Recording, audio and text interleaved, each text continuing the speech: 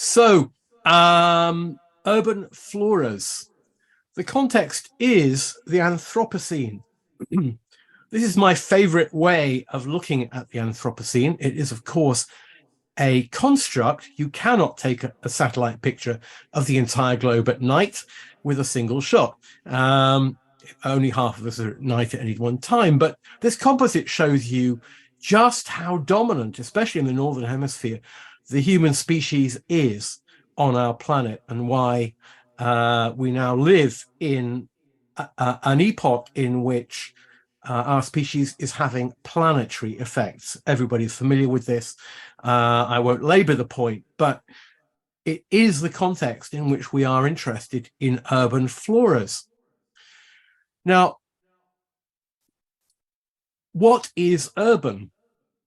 It depends who you ask. If you ask the Swedes, they say any group of people living in a settlement of more than 200 people. But of course, Sweden is a big country with a small population.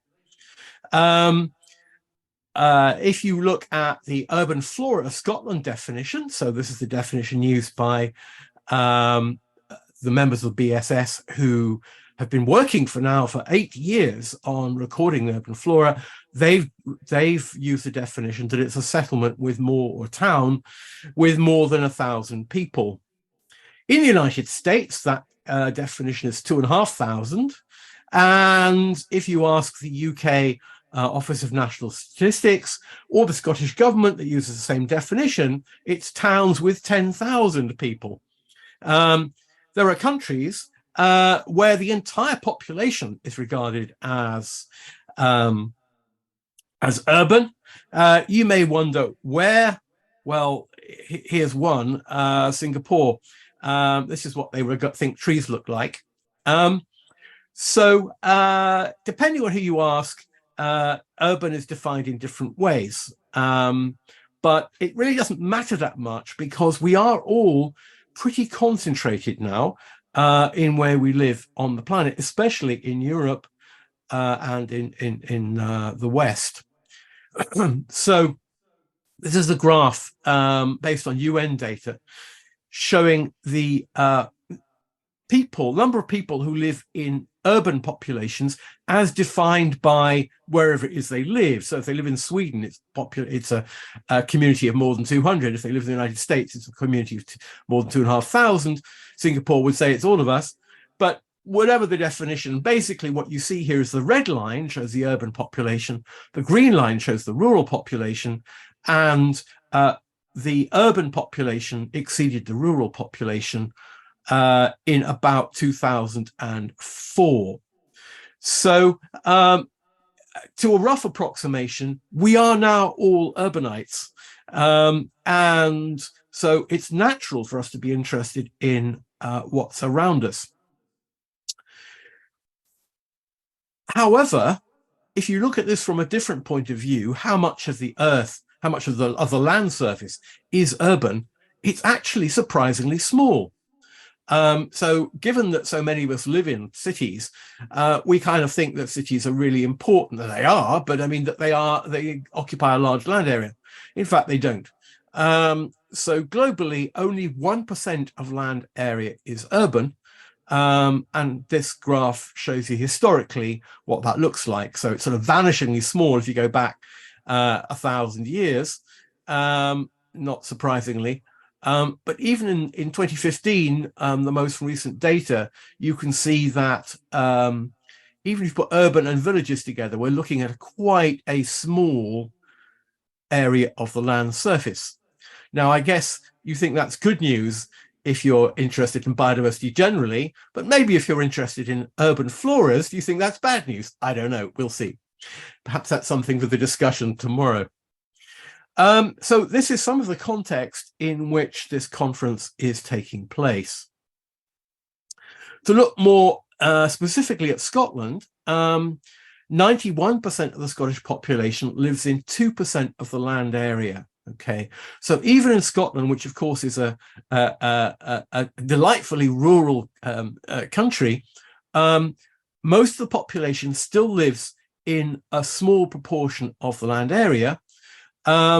and these are data from the National Records of Scotland, and their definition of they put a purple dot somewhere where the densely populated postcodes add up to 500 or more people.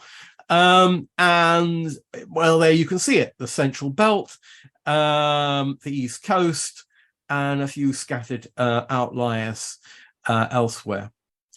So even in Scotland, the human population is relatively confined to a small area of towns of various sizes, smaller than you would find in the rest of the UK, but still urban. So why do urban floras matter? Well, if you can see this picture of the Royal Bank of Scotland clearly, maybe you can spot that it's embellished with a buddleia. And this is true of so many buildings around Edinburgh and elsewhere for that matter. I think the native habitat of buddleia in China is cliffs. So rather like the seabirds that nest on our buildings, who think these are rather nice cliffs, how kind of you to put them there, buddleia is essentially doing the same thing and living in what it is a natural habitat, albeit one that we have constructed. So it's ecologically natural, shall we say, if not natural in the normal sense. So urban characteristics have, urban habitats have their own characteristic species. And that's going to be one theme, I'm sure, of this conference and of the results of this research. The other thing that happens in urban floras is you get change, and rapid change. So we're all now used to the idea that communities, ecological communities, plant communities, change rather quickly.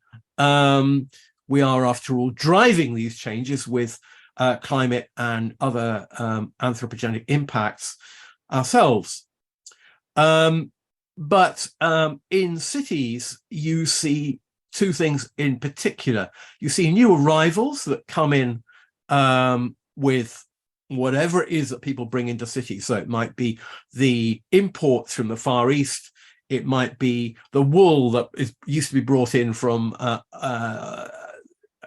Australia and bring in wool aliens to the Tweed, and so on. And you also see evolution. So you can see here inset a picture of Veronica filiformis.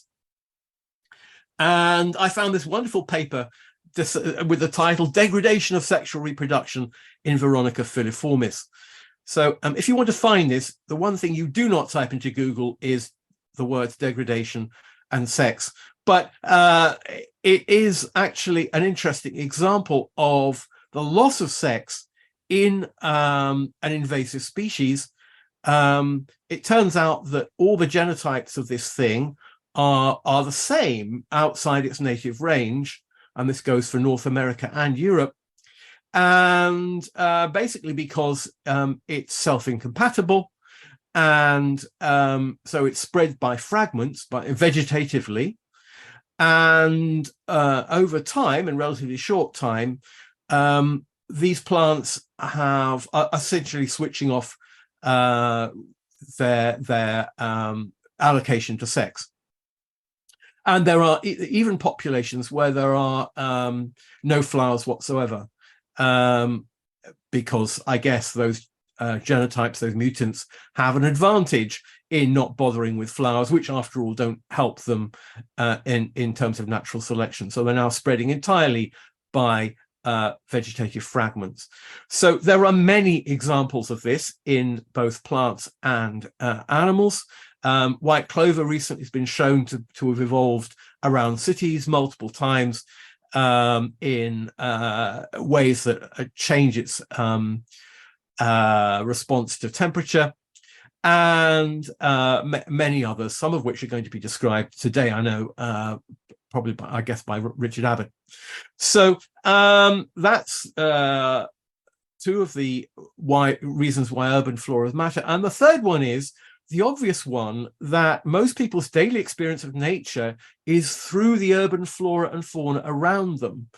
And so if we want people to appreciate nature, the easiest way to show people this is under their very noses, to exactly where they are at the moment.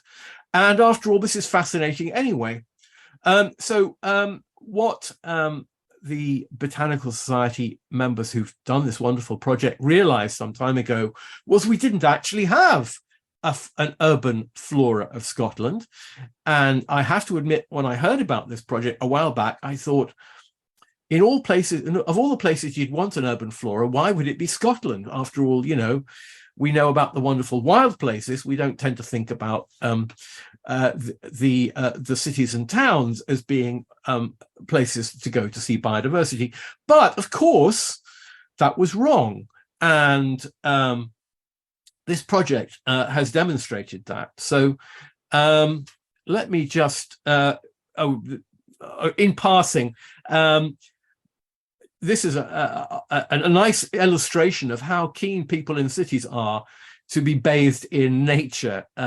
This is the Light Room in King's Cross in London, where they had an exhibition of David Hockney's paintings projected hugely onto walls. And here are people just sitting around, essentially forest bathing in the art of the forest. And they've paid £25 a head to do that. So people, I mean, if you needed convincing, I'm sure you didn't, that people love nature, even if they happen to live in towns, perhaps especially, in fact, then here is a rather pretty illustration of that fact.